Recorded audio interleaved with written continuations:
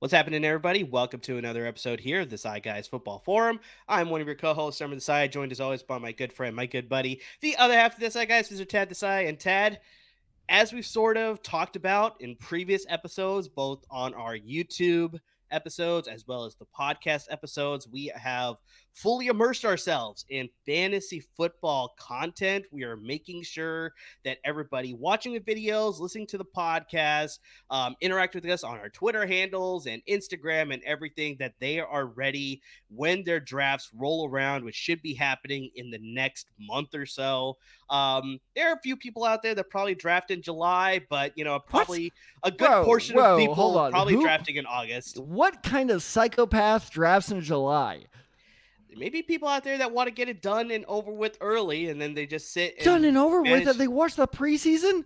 Well, I don't know. I'm just saying there's people that do that. And Oh my so, good lord. we want to make sure that they're prepared as well. But yeah, there are a good Fair, portion of fair. folks that draft in August primarily. And obviously, there are those few that like to push it to the very last chance because they want to make sure that all the players are like set and there's no injuries they have to worry about, affects draft rankings and ADP and all that stuff. So yeah, the further you can push it out is always safer, in my opinion. My league is not drafting until Labor Day weekend. That's a smart one. But usually I always worry about that because people always have other plans during Labor Day weekend. That's usually the weekend that I try and target. But then, yeah, people are like, no, I'm going to be busy doing this. I'm going to be busy doing this. And I'm like, all right, fine. I'll push it up a little bit earlier. But yeah, I'm very much in that boat. That's like the later that you can go, the safer you are with all of your drafts, avoiding any injuries or, potential swaps on the depth chart and like all that stuff. You watch the preseason, as you already alluded to earlier. So yeah, it's always a better option to do that. And it's funny you should say, like, well, everyone has different plans over Labor Day weekend because that's actually, usually we draft a little bit before then. But actually, me and all my friends are going to Boulder, Colorado for Labor Day weekend to watch the TCU versus Colorado game. That's our season kickoff game. We got an Airbnb, we got everything lined up. And so we're all like, well, while we're all together, why don't we just draft then? So it should, hopefully TCU wins because that'll make it less contentious, but it will still be contentious nonetheless. But I'll be very interested to see who goes first overall because those odds that I've seen are all over the place. It's crazy. Yeah, no, I think there's a bit of a consensus with the number one overall pick. Is But there?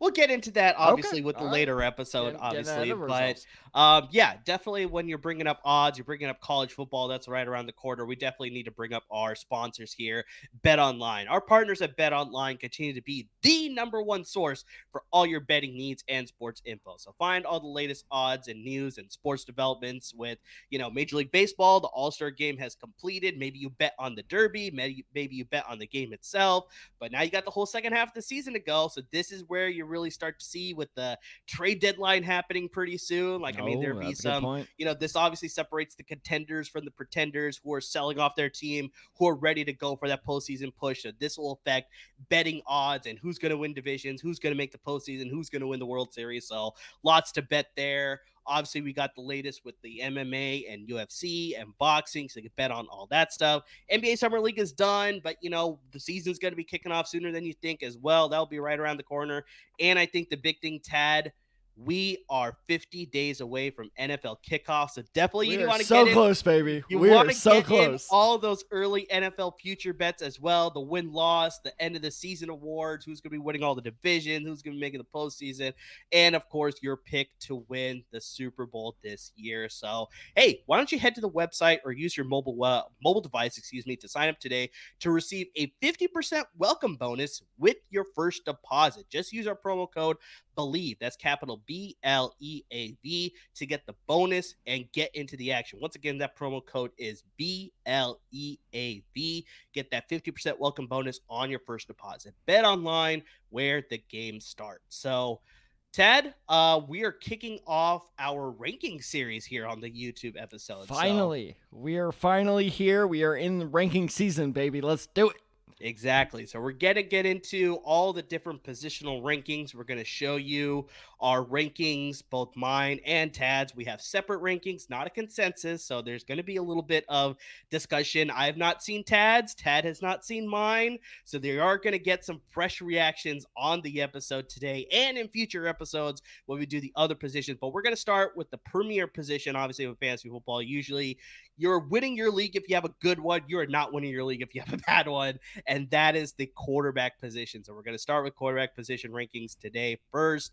And Tad, I mean, I'm going to kick it off with yours first. We're going to go for it. Yep. Show the graphic here, and there it is. These are your rankings here. So I mean, just really quick, like, I mean, is there anything you want to explain about your rankings specifically? Like, you don't have to list them all out. And for those of you who, you know, may not stick around for the entire episode, we are going to post these graphics on our Twitter and Instagram pages. So you can interact with us on there as well, in case you can't interact with us, obviously, on our YouTube page in the comments or whatever. So we definitely want to hear your thoughts on our separate rankings here. But just, really quick, Tad. I mean, just like, is there anything that you sort of took into account when you're doing your rankings specifically, I guess? I am not so sure I want to hear people's thoughts when they see my rankings, but yeah, sure. Just send it to Murdesai23 on Twitter. So let's kick things off at number one with Justin Herbert. He was a top 5 finisher last season, depending on what type of league you were in. He's got Mike Williams returning, Keenan Allen. Gerald Everett, I think, is a real sleeper at the tight end position, but I don't want to spoil too much because we will do tight end rankings in the future. He's just younger. He has that mobility. He'll get you a couple rushing touchdowns as well. So I really think Justin Herbert has a good chance to sneak into that number 1 spot. I really struggle with Mahomes versus Allen for number 2 or number 3.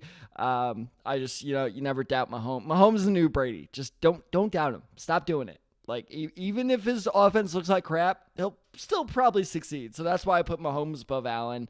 Burrow's pretty self-explanatory, in my opinion.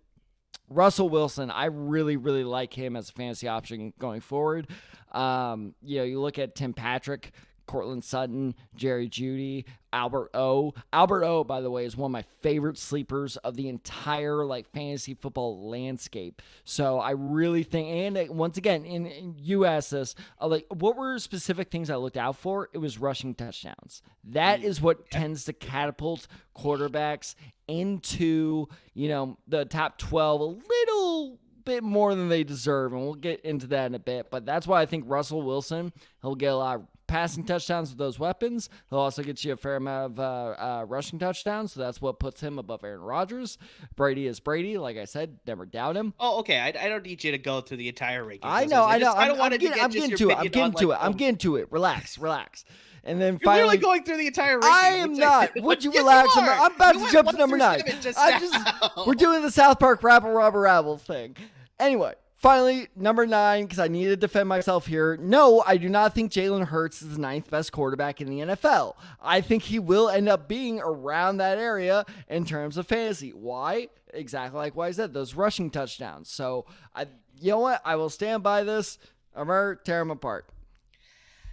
Yeah, so I think the biggest question, especially the fact that you brought up this point specifically, is that you said the rushing touchdowns help your quarterback get into the top 12 or top 10 or however we want to break it down. But there are 2 notable rushing quarterbacks that are not on this list at all. And so I want to bring up the fact that Kyler Murray and Lamar Jackson are not on your top 12. You're absolutely right. And I'm curious as to why that is. Okay. I'm so glad you asked this question. Last year, where did Kyler Murray finish? Take your guess. I think he finished at 6th, if I remember correctly. Number 11. Number 11, okay. Last year, where did Lamar Jackson finish? Well, he was hurt, so he finished, I think, 15 or a lot lower. Yeah. But Kyler Murray wasn't hurt? He missed 4 games, yeah. Oh, wow. So it's almost like we have injury concerns with these guys. How about that? Do we have injury concerns with anyone on this list? Probably out of all of these. Do I need to play the, I forget what game show it is, but I'll go do. Wow, you don't remember what game show that's from? It's not Jeopardy, is it? It is Jeopardy. That is terrible, dude. That is terrible. Oh my gosh. I don't know my game shows. We made this very clear from the show's start. Oh my gosh. Yeah, I probably wouldn't say there's a huge injury concern with any of these. Right. Okay, so let's look at that. So, as I said, last year, Kyler Murray finished 11th. So, even if I'm off on Kyler Murray, if he repeats the same thing as he did last year, I'm barely off. Lamar Jackson was number 15. Now, I instantly know what especially Cardinals fans are going to clap back at me with is, well, let's look at 2020 when Kyler Murray was second. And by the way, before we get into Kyler Murray there, Lamar Jackson was 10th 2 years ago. So again, it's kind of the same thing of even if I miss on Lamar Jackson, it's not like I'm missing that badly where it's like, oh my God, he was top 3 and you missed that. He was number 10. Let's relax here. Okay. That's all interchangeable at this point, but let's talk about this Kyler Murray number 2 thing here. Okay. Like you said, he missed a couple games last year. So let's look at his offensive line for next year. It is Justin Pugh, DJ Humphries, Rodney Hudson, Will Hernandez, and Kelvin Beachum. Are you really that confident in that group to keep Kyler Murray healthy? Keeping in mind that, according to all reports, not that he's lost or gained weight, he is the same size. You know, but the thing is that he's a mobile quarterback. So it's like, even though the pocket breaks down, he'll just run, right? No. This is where the mistake is, though. Because I agree, and I know I just said, like, hey, rushing touchdowns helps your, case. But look at all the guys on my list. What, like, are any of the, would you define any of those guys as skinny guys? No, probably not. Right. So if you're a mobile quarterback, but you have size, that's okay. But Kyler Murray, while being a mobile quarterback, actually hurts his chances to complete a season because he is so small that the more mobile you are, the more opportunity you invite to be hurt. So do I trust Kyler Murray to complete a full season, especially now that he's in an expanded season? Do not forget 2 seasons ago when he was a top 3 quarterback was a 16-game season. We are now at 18. So do I trust him to, with that offensive line, to finish an entire season healthy? Absolutely not. And let's also not forget, DeAndre Hopkins is suspended half a season. We do not know how that will affect Murray's production. So there are too many question marks there. You see right there, number 12, I trust Matt Ryan more than I trust Kyler Murray right now. Okay, that's fair. I totally get your argument. And I think sorry, I missed a note. On top of all this, Murray finished 6 of the 14 games he played last year with under 20 points. Fair. If he's a true quarterback finishes above 20 points. I'll stop interrupting you now. You will never stop interrupting me because that's just who you are. But I think... All right, one last thing. I'm just going to... Yeah, of course. So I understand your defense and it makes a ton of sense. And I think it makes a lot more sense as to the way you built your rankings, because I think you built your rankings based on where these players are going to finish the season. Am I correct? Yeah. Is that not how you did it? That is not how I did it. Oh, okay. That makes a lot more sense. All right, there we go. That makes a lot more sense then. We as to why you have your rankings this way. See, this is what happens when we don't show each other our rankings before we do the show. But maybe future ranking episodes will be a little bit more aligned. But you know what? That's fine, because I think... Dude, honestly, though, even preseason rankings, I'd still probably leave them both out. Interesting. Okay. Matt Ryan might not be there, but, But yeah, looking at your rankings, it sort of makes a lot more sense as to the way that you sort of rated these players finishing where they're going to finish. It makes a lot more sense of a more realistic top 12. I mean, I'm still surprised that Kyler Murray does not make the top 12, as Lamar Jackson as well. I think Murray's gonna. I think he's gonna miss like 4 or 5 games. I really do. No, and that's fair. And I completely understand why you left them off, and you have a good defense for that. But just it makes, like I said, it's just things are a lot more clear now. Looking at the top 12 and the way that you explained it, it's like, yes, now I understand why they're both on there and why your rankings are a little bit different than mine. But you know what? It's very interesting top 12. And for those of you who are watching and for those of you who are, listening or whatever it is, now you understand a little bit as to why Tad's rankings are the way they are. And it sort of makes a little bit more... Almost as if why we do the episodes.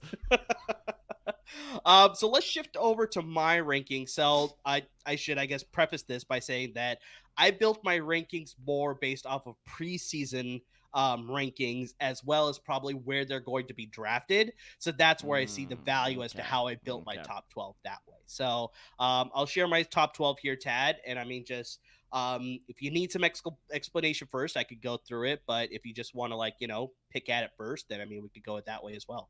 All right. Let me, you know what? I know you said don't do this, but I'm going to do it very quickly. Mahomes, fine. Allen, fine. Herbert, fine. Lamar Jackson, you're insane. Jalen Hurts, a little too high, but I get it. Russell Wilson, fine. Burrow, a little too low, but I get it. Kyler Murray, previously discussed. Brady, never doubt him. Trey Lance, you stupid homer. Matthew Stafford. You have Stafford above Rodgers. Yeah. That's the one thing that we both got exactly right. We both have Stafford at 11. You explain yourself, sir. So for me, like I said, I built my rankings based on probably where these players are going to get drafted. So when I was looking at all these players, you think Trey Lance is going before Stafford and Rodgers? Now I adjusted my rankings based on how I feel that it should be valued. Okay, all right. But this is how I get the truth. This is how the mentality that I sort of took to this approach as far as how you're building out your quarterback cheat sheet. And so for me, I think Stafford is going to have another good season, just like last season. Not great, right? There's going to be a regression, though. And I think the big thing that we saw towards the end of the season, we saw a little bit of the gas going out. And that's part of the reason, Tad, that's why we talked about both me and you going one and done in my personal league. Because, I had Stafford as my quarterback. Why do you need to bring that up? In the postseason towards the end of the season. I'm pretty sure I had Cooper Kupp, too, right? Like, that's why we both suffered? Kupp. I had both Kupp and Stafford, which is why I finished at number 1.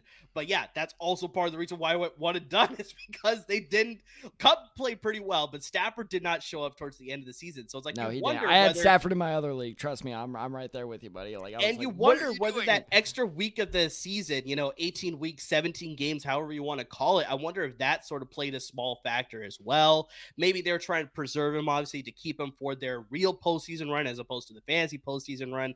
I don't know what it is, but just like I saw that in Stafford. So it's like, I think he'll have a good season, but that's why I keep him outside the top 10. Now, why I have him ahead of Aaron Rodgers, I know it's one of those things as to why you don't want to doubt Tom Brady, like I say, don't want to doubt Patrick Mahomes, don't want to doubt Aaron Rodgers, but for me, he still makes my top 12, but he makes it right at 12 is because it's just, I feel so much uncertainty with the receivers that he has still. That's just like, I don't know whether maybe he'll still have a fantastic season and he could possibly throw up another MVP season, but I don't know whether that will correlate to him having a good fantasy season. So it's like, maybe they'll rely on the running game a little bit more. They will still pass obviously a good amount of times, but just like, I'm wondering if it's just going to affect things a little bit more, and that's why Rodgers' stock is going to drop. Also, I'm going to throw into the fact that the quarterback fantasy landscape has drastically improved, So it's like there's a lot of great quarterbacks that you can draft. So it's like this is how I'm initially thinking things, but there's no doubt in my mind that this is going to be 5 through 12 is going to just be an absolute shit show. Exactly. It's gonna be I wouldn't even be honestly surprised 4 through 12. Yeah, I wouldn't even be surprised if it was 1 through 12 because it's like there's so many quarterbacks that have so many more weapons. I mean, we saw what happened with the AFC West, right? It was like one team decided to do a splash move, then another team in the division did, and then the other team did, and then the fourth team did. So it's like nobody wanted to be left out. So all of those offenses in the AFC West got better. The AFC as a whole is competitive. Obviously, the NFC is competitive too. So, I mean, it's just like it's a pass-first league, and obviously teams are valuing the quarterback. And so even on a fantasy purpose too, now we're seeing a lot more quality quarterbacks that you could draft a lot later. So it's like, yeah, maybe I'm viewing Rodgers at 12 right now, but he could easily slide up 5 more spots. Burrow may slide a few more spots. You obviously have to throw into account like injuries could possibly happen, just poor play. Who knows what's going to happen? But just like for me, I think just the uncertainty in the passing game in Green Bay is just putting me I'm a little bit wary as of right now. So that's why I put him at 12, but I still view him as a top 12 quarterback. But just, yeah. So that's my reasoning there for Stafford ahead of him. All right. Now defend Trey Lance there. I know I'm a Niners fan. Yeah, there it is. I know I'm a Niners fan. Believe me, I understand the whole bias there, but just I'm a believer. I think he has the skill set. He's going to come in. He's going to throw in those rushing touchdowns, exactly like you talked about earlier. Like that automatically puts him in a little bit of a higher pace than compared to a standard pocket passing quarterback. but I think just he has the skills to be a gifted passer too. I think, I was watching a video earlier of Jimmy Garoppolo and the throws that he slightly missed that could have led to bigger plays or scoring potential. And I think Trey Lance one of those the Super Bowl. It was included in that montage. Yes, it was. But it's just like these near misses that could have led to bigger scoring opportunities or a scoring opportunity for the 49ers were unfortunately fell by the wayside because of just these slight misses. And I think Trey Lance, even if he hits just 50% of those throws that Jimmy Garoppolo could not hit, that's automatically going to propel him just a little bit higher as being a better quarterback in Shanahan's system. We obviously know what sort of gifted offensive play caller that Kyle Shanahan is. I think he's going to be able to scheme up some stuff for Trey Lance, specifically for his skill set too. Like, I think maybe he saw the limitations with Jimmy Garoppolo. I don't think he's going to see that as much of Trey Lance. Maybe he'll unlock the playbook a little bit there. Debo is back in the Bay Area. I'm hearing big rumors that his contract is possibly in the works. Is going to happen within the next couple of weeks. I don't know. I've been hearing rumors about that for the past 6 months. That's true. So it's still a little bit, who knows, but he's been working with Brandon Ayuk, who I think is going to be a really good asset for him. I've also been hearing that for the past 6 months. But regardless, I just see him as fitting in this offense a little bit better. And like I said, I think more of it is just Kyle Shanahan will be able to do more with him, which will lead to better scoring opportunities for fantasy managers. Okay, if you say so. Anything else you got for me? Yeah, one last thing real quick. Defend Lamar Jackson being number 4, despite the fact that, as I pointed out, the past 2 years, he has finished outside the top 10. No, that's fair. That's fair. And I think the biggest thing that you're banking on is that he's probably going to get injured again. Whereas I'm not injured. No, that's actually not true. I'm counting on him being injured for 2 or 3 games. You are correct, but not injured for a majority of this season. I'm counting on him being injured plus a shitty passer, which so far he kind of is. And that's fair. That's fair. But I think you have to look at the fact that, we talked about this when the draft was happening in our post-draft episode. Just they doubled down at the tight end position. So it's like, I think what I see happening with the offensive scheme is that they'll scheme up a lot more running formations, but then they'll be able to pass out of them as well. So you got 3 tight end sets that, you got Isaiah Likely, you got Mark Andrews, obviously, blanking on the other. I'm blanking Charlie on the Kohler, other. I think, right? Yeah, that sounds familiar. Out of Iowa State. I think that's the other tight end that they drafted. But they have another there you go. Okay. So they have another gifted tight end that they obviously doubled down with in the most recent draft. So it's like, I think what they'll do is they'll probably use lots of those tight ends in passing situations. And what do you do with those tight ends? You don't send them on long passing plays. They're more of like your short to intermediate routes that Lamar Jackson can easily hit every so often, and then you dial up a home run play every so often that they got there with Rashad Bateman possibly, or Devin DuVernay, possibly. Mark Andrews can obviously go up the seam. Isaiah Likely has really gifted speed, so he could probably go up the seam too, but it's just like, I think the passing is still a hindrance for Lamar Jackson, but because he is such a talented running quarterback, that's where he's going to get you all your points. And so for that reason alone, I think he'll sustain the entire 17-game season. Maybe he'll miss 1 or 2 games, but because of the gifted running ability, that's going to propel him to be in my top 5. Or at least that's what I'm projecting here.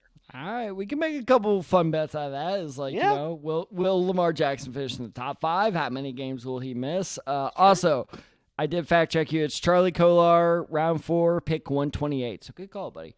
But Iowa State, right? That's the guy. Iowa State. Yeah. Okay, perfect. Yeah. So I like we I said, do our research here at the Decide guys. Fact checking research, whatever you want to call it. But on air fact checking. Yeah, but I like them possibly using those sort of trip tight end formations, which we probably don't see a lot of, like only once we get closer to the goal line. But it's like, I wouldn't be surprised if they use that more, maybe midfield, and they run a play out of it, but then all of a sudden they do a passing formation out of it. So it's like, I think that will help Lamar Jackson's passing abilities. And then, like I said, every so often dial up a home run play, and then that's where you get the long yardage and the scoring touchdown there too. Man, you have way more faith in him as a passer than I do. Maybe I do. I agree. I agree with you. I think that's exactly what the plan is going forward. I think we both agreed on this, months since the draft. But my concern is that, I think they're going to be a more run-focused offense going forward. Sure. By the way, if you haven't seen J.K. Dobbins' response to Ian Rappaport, check that out. Because, my God, that was amazing. But J.K. Dobbins is going to be good to go. You have just an absolutely loaded, supposedly. You're gonna have an absolutely loaded Ravens backfield. So I think they're going to be kind of a Browns like team where it's like, okay, run, pass. And so yeah, I could see Lamar Jackson going for 25 passing touchdowns and 5 rushing touchdowns, but that's not going to land him in the. Well, it may land him in the top 12 depending on how the season goes out, but it's not going to land him in number 4. That's the type of season I'm expecting from Lamar Jackson. It's 25 and 5.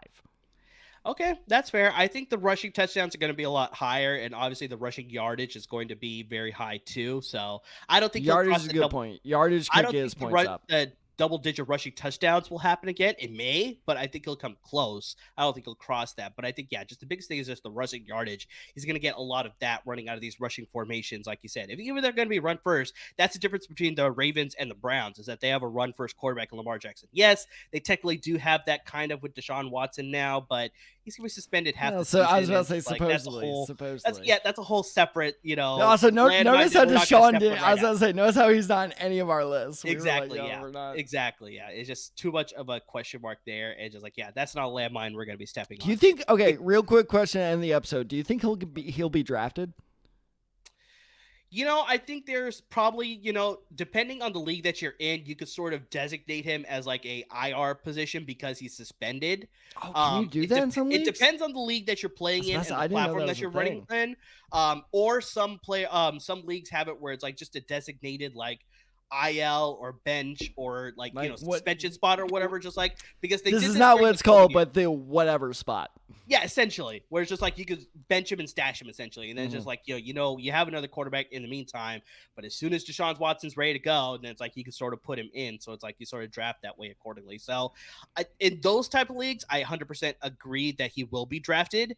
But in the leagues that don't have that spot, I'm probably leaning more towards he won't get drafted. I think since he's going to be suspended the first 8 games of the season, this is where you sort of make your team as far as like you need to hit the ground running if you want to be competitive. You can't suffer for 8 weeks and then it's like, oh, now I got Deshaun Watson. Yeah, now I can make a historic comeback now. It's like that's a 1 in a million thing that you could make that sort of comeback. So it's like you need to prepare for those early weeks.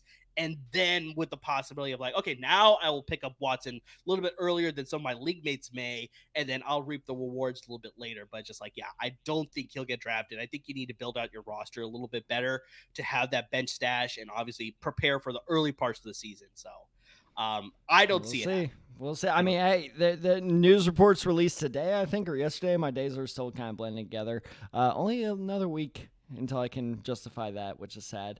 But yeah, the latest news is apparently he is headed for a half a season suspension as kind of like a agreement, because the news was he was going to sue the NFL in federal court if he was suspended for the entire season. So I guess the NFL kind of came back, was like, half a season? Like half a season. Okay. It was just like, all right.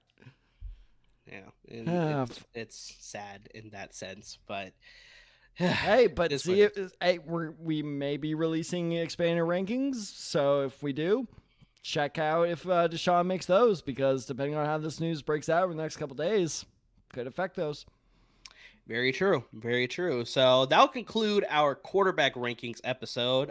As mentioned earlier, we are going to post the graphics that you saw today on our Twitter and our Instagram, so you can sort of go through it there, add your comments based on what you think about our rankings and how you think the season's going to play out for the quarterbacks as far as fantasy football is concerned. Obviously you got the ticker down below. You got all the Twitter handles. That's where you can interact with us. That's where you'll see those graphics. You got my personal handle, I'm inside 23. You got Tad's at Tad Decide 94. You got the show at the Decide Guys, and of course the Instagram at the Decide Guys as well. As mentioned, this is just the first position group that we're tackling. We're obviously going to get into the other position groups as the weeks go along.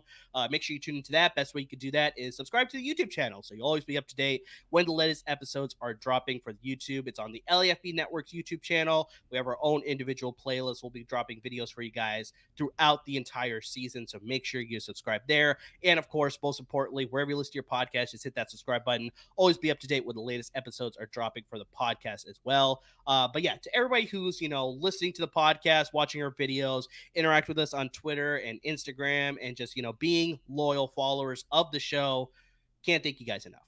And guys, as always, thank you so much for listening. And like Amar said, interact with us on social media. We understand your drafts are coming up. Look, I say this all the time as a teacher, and I know this is a teacher line. We really do mean it, guys. I swear to God, we mean this. There's no such thing as a stupid question. Because even if it is a stupid question, we'll still answer it. That's our job. Like, Amar and I get paid for this. Very little, but we still get paid for this. So if you have even just the dumbest little question of, should I draft Patrick Mahomes as my quarterback number 1? We would be more than happy to answer that for you. I think more importantly, Tad, is that even though we don't get paid a lot for it, we have a passion for this. So it's like we want to help you guys. I think that's pretty clear. We wouldn't be investing this much time. I mean, we literally invest dozens and dozens of hours a week into this job. So guys, like we care. Look, as much as I care about my fantasy team, I care about yours. If someone ever tweets at me being like, hey, I won my fantasy league because of you, that's actually going to mean more than it honestly probably should. So yeah, trust me, we care about this. We will put the time in to do research. You can ask our CEO, Ryan Dyrud, text us every couple of weeks of guys, should I accept this trade? I legitimately, as soon as I get home, I'm like, oh my God, I got to look into this and do all this. And we will talk about it with him. So we will do the exact same thing for you. So like Amar said, right down there, it's actually perfect timing. You're seeing the social scroll through right here. Contact us there. Let us know. Hit us up with questions. We'll be more than happy to answer those questions. And as always, guys, thank you for listening. And if you're a Cardinals or Ravens fan, that first handle right there, Emergency 23, that's mine. So hit that one up. Yeah, don't worry. I'll redirect it to the actual text. Please don't.